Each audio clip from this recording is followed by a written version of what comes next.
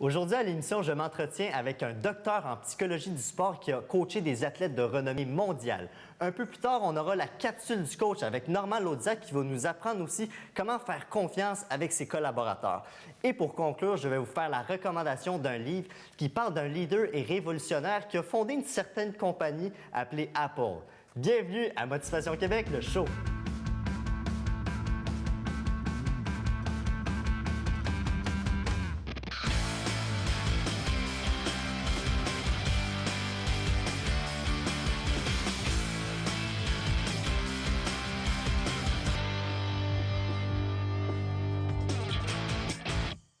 Mon invité d'aujourd'hui est un passionné de la psychologie sportive. Ayant coaché des athlètes de renommée mondiale comme Tiger Woods et Mario Lemieux, aujourd'hui il donne des conférences un peu partout autour de la planète pour inspirer non seulement les équipes sportives, les athlètes, mais aussi les entrepreneurs. Sylvain Guimond, bienvenue à l'émission. C'est vrai que ça va? Ça va super bien. Tu as bien. oublié de mentionner Éric Rémy dans la liste, là. Oui, Je effectivement. voudrais pas que tu sois choqué. Fait que ton père, là, on va le dire. Ben non. J'évalue lui aussi, là. Tu as évalué mon père. Il est dans le top de ma liste. Effectivement. Puis justement, là, tu te fais interviewer par le fils, Non. par moi. Mais inquiète-toi pas, ça va bien se passer. C'est génétique, hein, vous autres, c'est ça? Effectivement.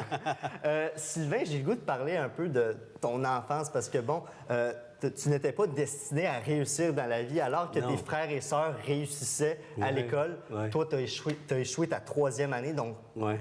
qu'est-ce qui s'est passé entre le jeune Sylvain Guimond qui ne réussissait pas ou qui semblait ne pas réussir dans la vie à aujourd'hui que tu es tellement...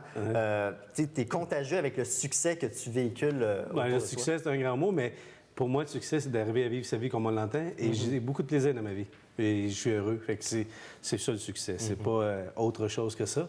Effectivement, j'ai une famille de 8. Mes parents, je suis le dernier. Fait qu'ils ont fait un essai 7 fois avant moi. Mes frères sont vraiment laids, mais moi, je suis beau. Fait que quand ils sont avant moi, ils ont dit « Ah, lui, il est beau, on arrête. » Je suis humble et je m'en vante. Non, c'est une blague. Mais mes frères avaient beaucoup de facilité, ma sœur aussi à l'école. Mais moi, non, j'avais pas fait. C'était pas très facile pour moi. Probablement qu'aujourd'hui, il me donnerait du Ritalin ou je sais pas quoi, mais dans ce temps-là, c'était difficile. Et quand je suis arrivé en secondaire 3, j'ai rencontré une sœur qui s'appelle Sœur Rita Lannoy, qui était professeure de mathématiques, qui m'a fait faire un petit test, qui m'a dit « Wow, je pense que tu es intelligent, peut-être plus que la moyenne des gens. » Et moi, j'ai décidé de la croire, elle. Et pourtant, auparavant, j'étais allé voir un orienteur qui, dans les mêmes 5 minutes, m'avait dit « Sylvain, pense pas aller au cégep, ça va être impossible pour toi. » Donc, le choix de vie que j'ai fait, je l'ai fait à partir des paroles que j'ai reçues. Et la parole qui m'a guéri, c'est celle de Sœur Lannoy, qui m'a donné la permission de croire en moi. Et par la suite, bien, les autres portes se sont ouvertes parce que j'ai commencé à croire en moi. Donc, c'est l'estime de soi. Donc, les valeurs que je me suis données, mais par l'approbation qu'elle me faisait. Donc, c'est important, les gens qui sont à la maison. Là, on voit en ce moment des problèmes avec les professeurs. On manque de ressources. C'est notre ressource principale, nos jeunes. Et je trouve que le métier de professeur est loin d'être assez valorisé. S'il y a une profession ici qu'on devrait valoriser, qu'il faut valoriser, ouais. C'est celle-là. Et je leur donne tout mon respect à ces gens-là parce qu'ils sont en train de bâtir notre avenir.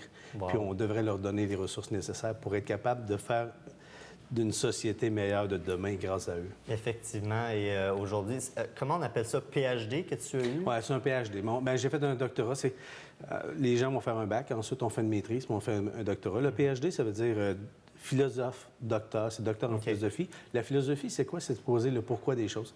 Donc, quand on est le docteur en philosophie de n'importe quel domaine, c'est qu'on s'est posé une question, on a écrit une thèse, une dissertation qu'on a démontrée, puis qu'on a défendue ensuite devant des pairs pour faire avancer notre domaine de la science, notre domaine dans lequel on est.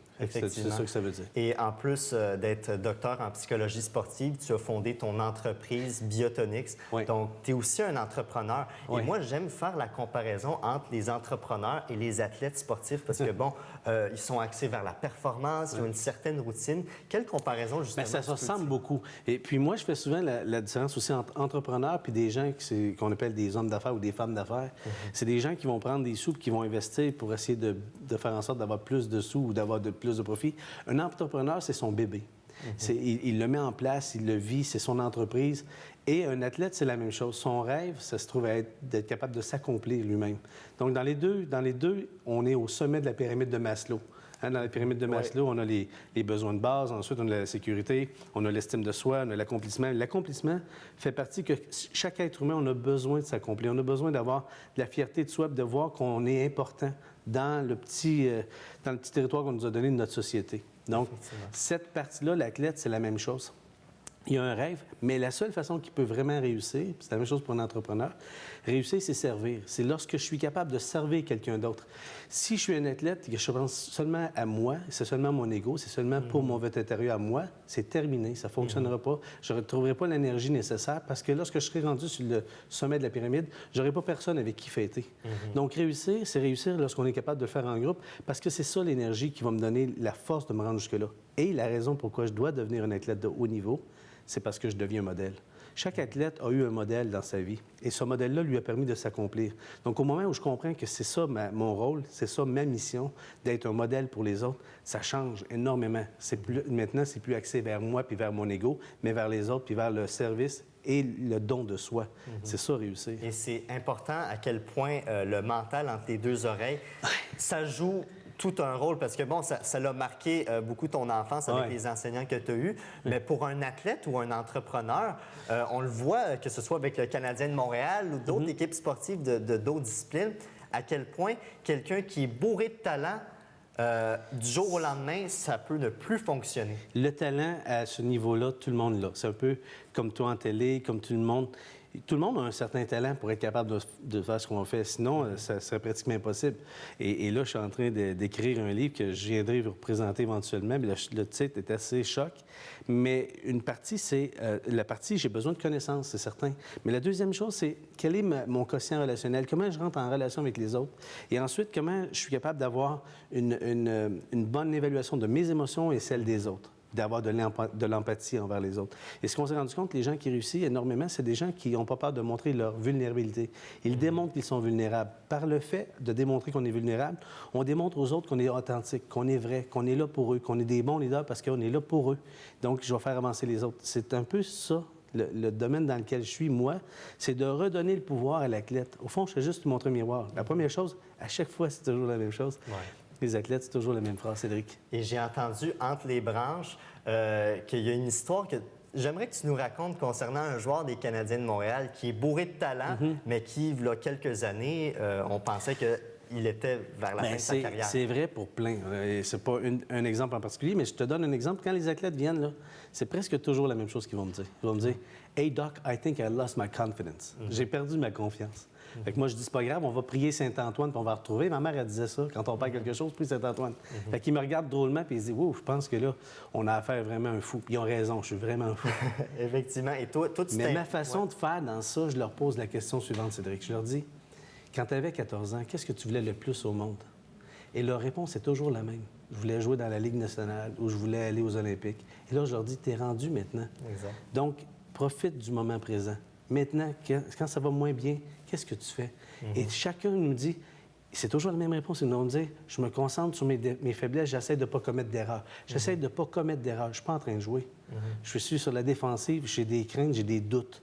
Et c'est le contraire de la confiance. La confiance, c'est quand les doutes se mettent de côté, qui sont atténués, que là, ma confiance va augmenter. Donc, ce que je leur dis à ce moment-là, c'est concentre-toi sur ce que tu as de plus fort. Pourquoi tu as fait la Ligue nationale? Parce que soit tu es rapide, soit tu as des bonnes mains. Et quand j'entends un commentaire, souvent on entend « Ah, ça, c'est un joueur complet, c'est faux, c'est parce qu'ils ne savent pas quelle qualité lui donner. » Mais la réalité, c'est que chaque joueur a des forces particulières. Et c'est vers ces forces-là que je dois me retourner. C'est vers ce que je suis vraiment. Ce qui a fait de moi que ces gens-là m'ont sélectionné, c'est là-dessus que je dois maintenant me concentrer. On a-tu juste 16 minutes? On a juste 16 minutes. On continue pareil. On peut-tu faire comme ton père, il faisait à l'époque, là, dans son émission, on continue, on a tout le temps qu'on veut?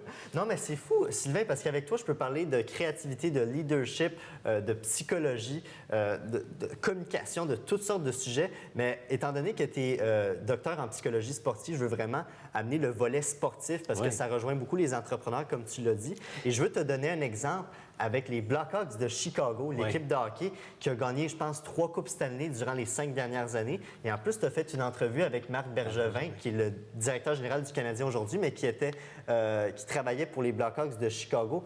Qu'est-ce que tu peux dire d'une équipe qui, année après année, est gagnante et justement est confiance, que quand tu les vois aller, là, sont en confiance? Tu veux savoir la recette? S'il te Le plaît. secret? Oui. Le secret, c'est que Marc Bergevin, c'est quelqu'un d'authentique. C'est quelqu'un de vrai. C'est quelqu'un qui est drôle, puis qui l'a toujours été, puis qui a toujours été là pour ses joueurs.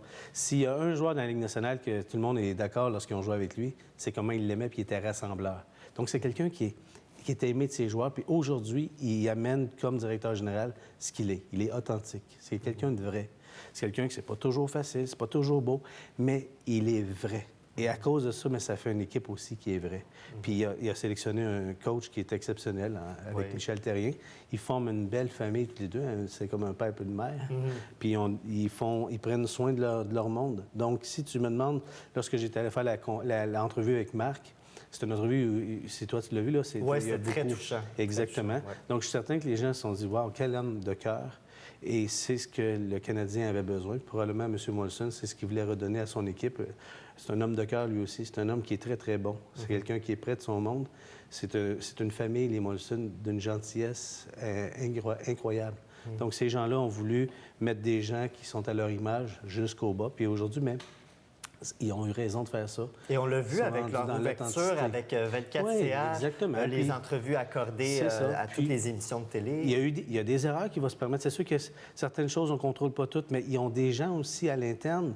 Quand je parle à Donald ou on parle de Dominique Saillant, c'est des gens qui vont aider les gens à bien communiquer.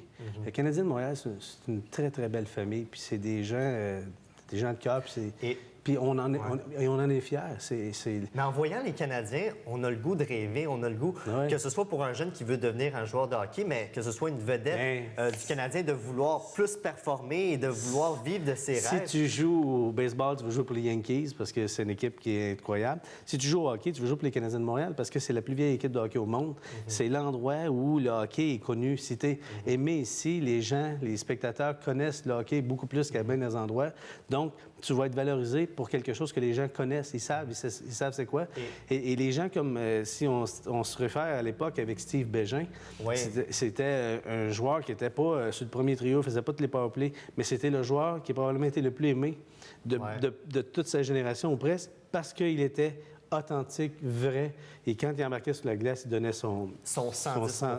Et tout le temps. Quand on voit des joueurs comme Steve Bégin, ça nous donne le goût de rêver, que ce soit au hockey ou dans d'autres domaines. Et justement, tu as écrit un livre qui est intitulé « Vivre de ses rêves, pourquoi pas ».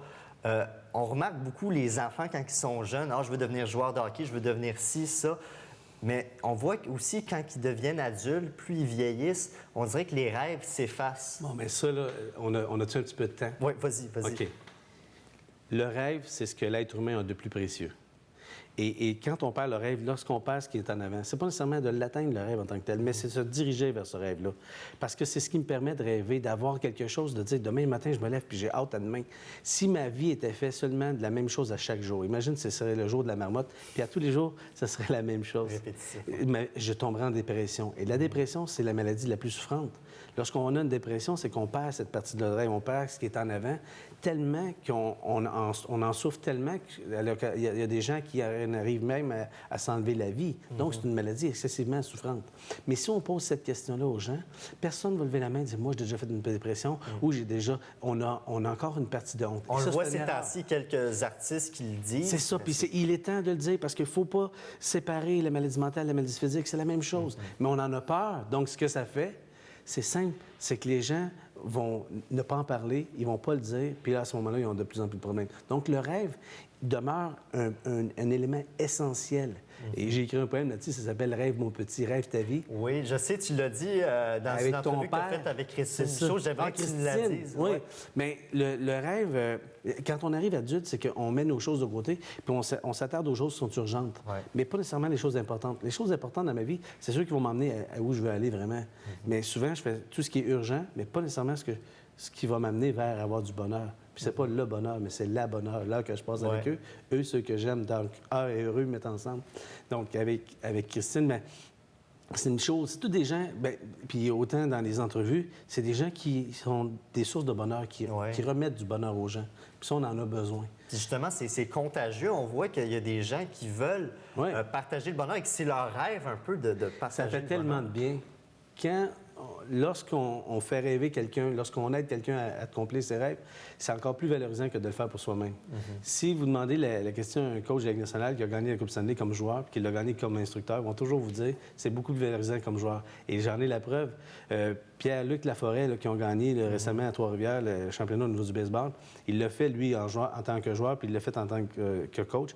Puis quand il l'a fait en tant qu'entraîneur, il m'a appelé Sylvain, il dit ça se compare même pas. C'est comme si mes 25 joueurs avec moi, mes 20 joueurs, c'est eux qui me redonnaient 20 fois plus d'énergie que j'ai pu le faire quand c'était pour moi. Wow. Donc, c'est un peu le message. C'est plus je réussis, plus je sers, plus j'aide des gens, plus je le ressens aussi.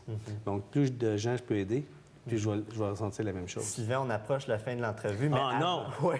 Mais avant, est-ce qu'il y a un conseil que tu peux nous partager?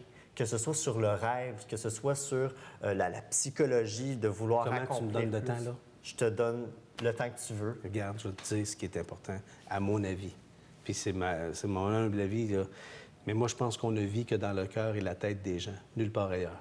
Donc, ce matin, moi, je suis venu ici pour vivre plus. J'ai rentré un petit peu dans ton cœur puis dans ta tête. Puis quand tu vas partir d'ici, ou les gens qui sont à la maison, qui nous écoutent, s'ils en reparlent à quelqu'un d'autre, de dire « Wow, voici un message que j'ai entendu de Sylvain », lorsqu'ils penseront à moi, lorsqu'ils penseront au message que je viens de leur livrer, je vivrai à travers eux. Mais si j'arrive ici, que je peux pas te parler, je peux pas te voir, tu peux pas me sentir, tu peux pas savoir que j'existe, bien, je ne peux pas rentrer en contact avec toi, donc je n'ai pas créé cette relation-là. Donc, dans la vie, ce qu'on fait, c'est qu'on crée des relations et des liens avec les gens. C'est ça qu'on est comme être humain. Et c'est pour ça qu'on a survécu à travers toutes les époques, parce qu'on a survécu, parce qu'on est des êtres de relations, on est des êtres où on doit être ensemble.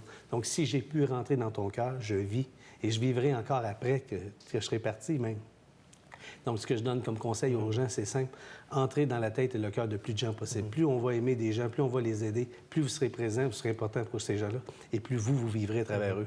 Vous aurez eu la preuve que vous avez existé parce que ces gens-là vont continuer à faire rayonner ce que vous êtes, même quand vous... Bien, écoute, t'es venu chercher mon cœur, puis je pense que t'es venu chercher le cœur de plusieurs téléspectateurs. Ah, il lève toute botte là.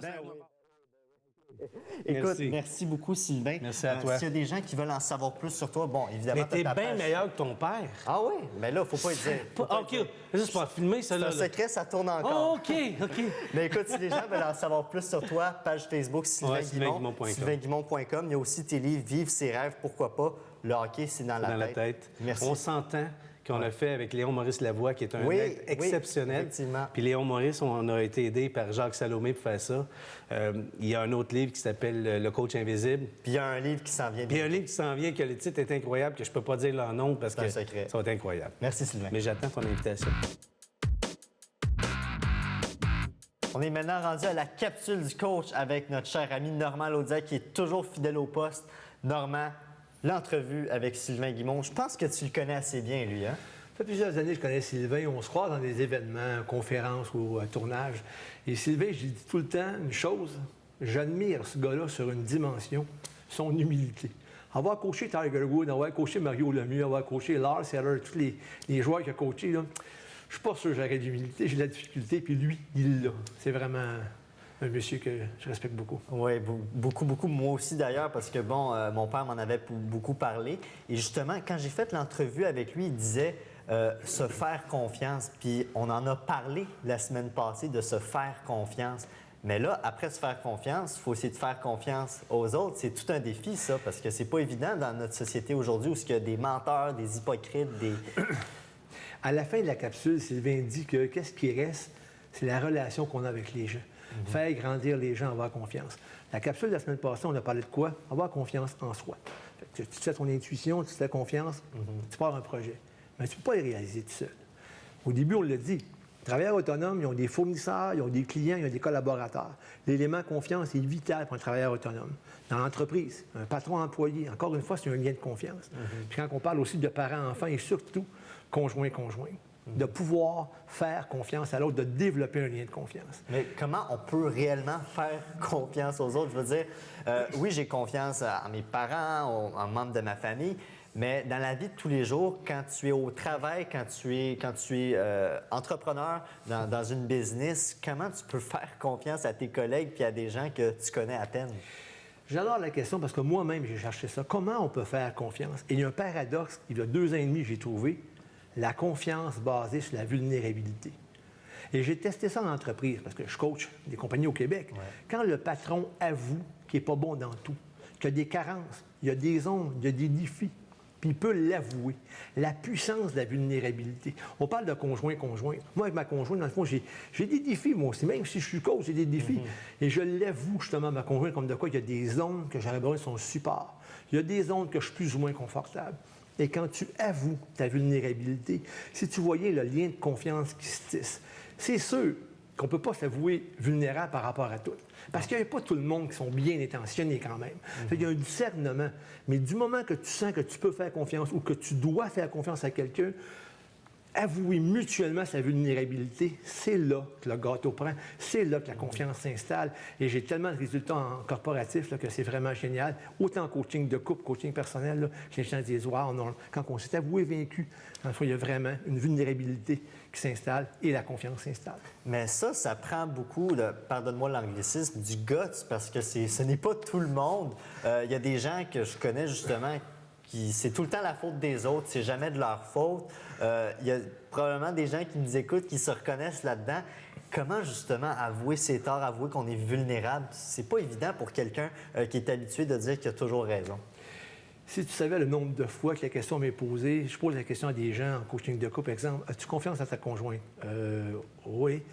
On sent l'hésitation. Oui, j'ai confiance. Patron-employé, oui, on a confiance dans la direction. Et là, j'utilise une métaphore. L'histoire, tu vas l'adorer. C'est un équilibriste qui traversait un ravin sur un fil de fer. Puis normalement, les équilibristes ont un genre de tige pour tenir leur équilibre. Mais lui, c'était spécial, c'est une brouette qu'il avait. Et la roue suivait le fil de fer. Fait que l'équilibriste, avec son accompagnateur, traverse le ravin. Mais là, il y a des journalistes, puis il y a vraiment beaucoup de gens. Il y a un journaliste qui a posé la question à l'accompagnateur. Est-ce que tu as confiance à ton chum? Il dit, mais oui, je suis sûr. Je gagerais 1 000 $ qu'il va pouvoir le faire. Effectivement, l'équilibriste part, traverse, prend une pause, revient. Il y avait tellement d'enthousiasme et d'euphorie que l'équilibriste a dit, il va faire une deuxième traversée. Et là, le monde était vraiment euphorique. Et là, le même journaliste pose la question à l'accompagnateur. Il dit, as-tu confiance en ton chum? Et j'ai posé la question tantôt, puis il a répondu non. Tantôt, je t'ai posé la question, as-tu confiance à lui, qui était pour le faire? Tu as répondu oui. Mais là, maintenant, as-tu confiance en lui? Il dit oui, embarque dans la brouette. Wow. Quand tu as confiance à quelqu'un, tu peux t'en remettre complètement. Puis je suis ému quand je te dis ça, parce que j'ai tellement d'exemples personnels puis d'exemples de coaching. As-tu vraiment confiance? Embarque dans la brouette, lâche prise complètement, fais-y confiance. Et là, les gens se disent, waouh, non. Je vais développer le lien parce que j'ai vraiment besoin. Puis ça prend 3 éléments essentiels pour pouvoir développer la confiance. La première chose, c'est quoi? D'avouer ses erreurs. Combien de gens en relation patron-employé, travailleur autonome, on parle, ou de relation de couple, même parent-enfant, quand tu fais une erreur, avoue-le dès le début. Ça tisse la confiance. Deuxièmement, quand tu as besoin d'aide, il ne faut pas être gêné. Moi, j'ai besoin d'aide. Il faut dire qu'on a besoin d'aide, qu'on veut se faire aider par les gens. C'est pas évident non plus. Mais ça. comment l'ego est fort? Moi, là, quand j'avoue ma vulnérabilité pour pouvoir développer un lien de confiance, je vais pouvoir demander de l'aide, dire, écoute, j'ai besoin d'aide. Fait que le premier point, c'est quoi? Avouer ses erreurs. Deuxièmement, demander de l'aide. Et troisièmement, c'est le pire, donner le bénéfice du doute. Ouais, ça, c'est pas évident non plus. Encore là, c'est même plus compliqué parce que là, on est dans l'incertitude et... Oui, mais on s'est dit dans les capsules de coaching, Cédric, qu'on était pour donner du matériel, du contenu, mais en voulant en ce moment du contenu. Puis quand les gens vont écouter, justement, vont dire, Normand, avouer mes erreurs, demander de l'aide, puis de ne pas faire de procès d'intention, donner le bénéfice du doute, c'est des clés à pouvoir quoi? Avoir confiance en soi, on l'a vu la semaine passée, faire confiance à l'autre, voici du matériel. Et ça, la confiance, là, c'est la base de tous les prochaines. Avec ça, on peut tout faire. Mais c'est toutes les prochaines capsules. On va avoir une capsule la semaine prochaine, il faut sur la confrontation. Si tu n'as pas confiance, oublie ça. Fait qu'on voit la séquence des capsules. La méthode des couleurs, les premières capsules. Après, faire confiance en soi, faire confiance à l'autre. Et la prochaine fois, on va quoi? Grandir par la confrontation qui est en soi, encore une fois, un paradoxe. Mais les gens vont comprendre et vont pouvoir grandir. Puis c'est le but de nos capsules, Cédric. Merci beaucoup, Normand. Au plaisir. Vient maintenant le temps de vous laisser, chers téléspectateurs. Bien, comme je vous l'avais promis en début d'émission, j'ai une recommandation à vous faire d'un livre cette fois-ci de Daniel Smith intitulé « Comment penser comme Steve Jobs ».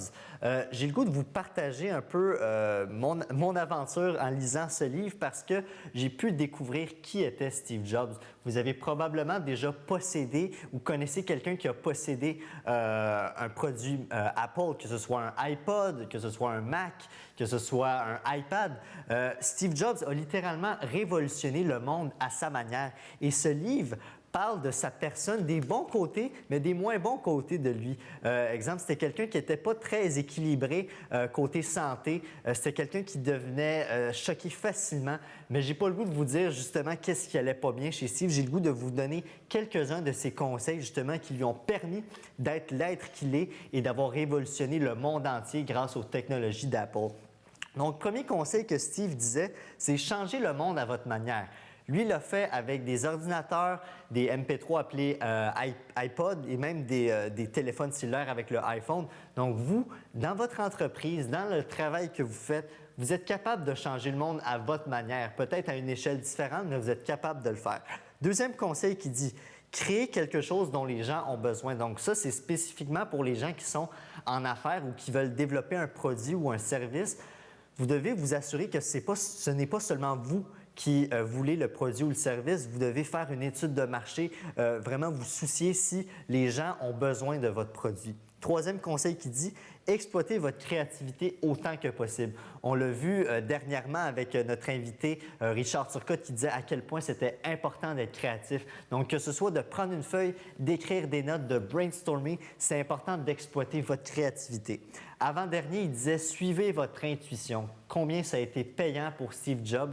Parce qu'alors qu'il y avait des doutes, il se faisait dire d'y aller de telle manière ou d'une autre manière, Steve Jobs a décidé de suivre son intuition et au lieu de tout le temps écouter les autres, il a suivi sa propre voie. Et dernier conseil qui est en lien aussi, c'est faites preuve de persévérance quand personne ne vous écoute. Parce que, bon, vous pouvez démarrer un projet, il y a peut-être des gens qui vont vous dire « Ah, ça ne fonctionne pas, tu devrais faire autre chose, tu ne devrais pas te lancer en affaires ». Mais si vous êtes convaincu de votre idée, de votre volonté de vouloir apporter quelque chose à la société avec un produit ou un service, bien faites-le et persévérez. Je vous dis, ça va vous rapporter des dividendes tôt ou tard. Donc, sur ce, je vous souhaite une très belle fin de journée, chers téléspectateurs. Je vous rappelle que si vous voulez revoir les émissions de Motivation Québec le show, vous pouvez vous rendre au www.tvlaval.com ou encore une fois le www.motivationquebec.com. À bientôt.